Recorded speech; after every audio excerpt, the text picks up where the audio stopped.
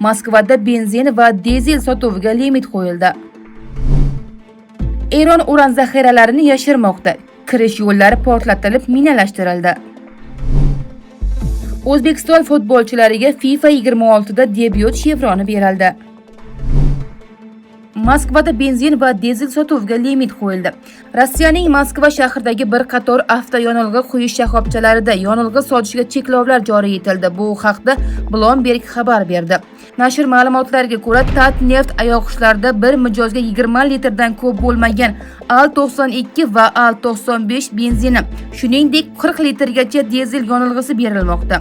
Rosneft yonilg'i quyish shoxobchalarida limit bitta bak yoki kanister uchun 90 litrgacha. Lukoil ayoqqushlarida esa bitta chek uchun 100 litrgacha tashkil etmoqda.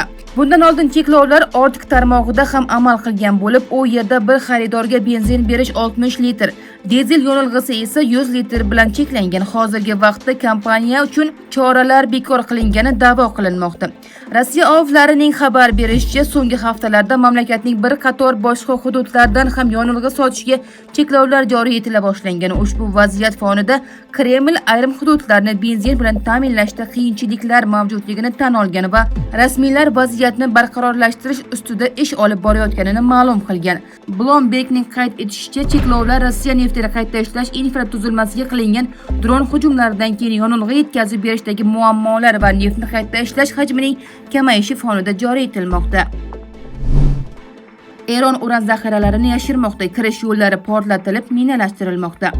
Eron yuqori darajada boyitilgan uran saqlanadigan joylarga kirish yo'llarini butunlay yopish choralarini ko'rmoqda. Buning uchun eronliklar yer osti tunnellarini portlatib yuborgan va kirish joylariga minalar o'rnatgan. Bu haqda CNN nashri AQSh razvedkasidan xabardor 5 ta manbaga tayanib xabar berdi.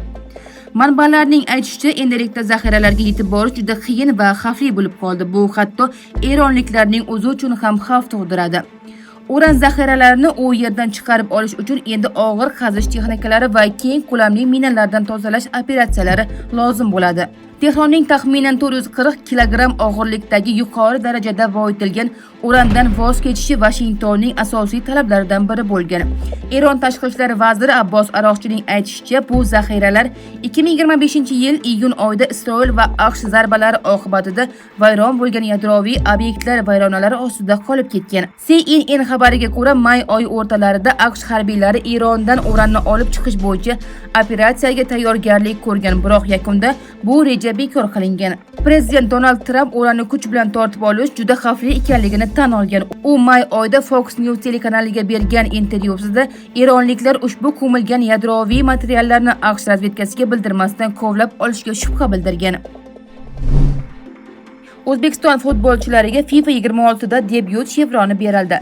2026-yilgi Jahon chempionatida FIFA futbolchilari uchun 3 turdagi maxsus esdalik chevronlarini kiyimga, yengiga, ko'kragiga taqiladigan yoki tikiladigan maxsus belgi joriy qildi. Ushbu yangilik barcha ishtirokchi jamoalar futbolchilariga, jumladan O'zbekiston terma jamoasi a'zolariga ham taalluqli.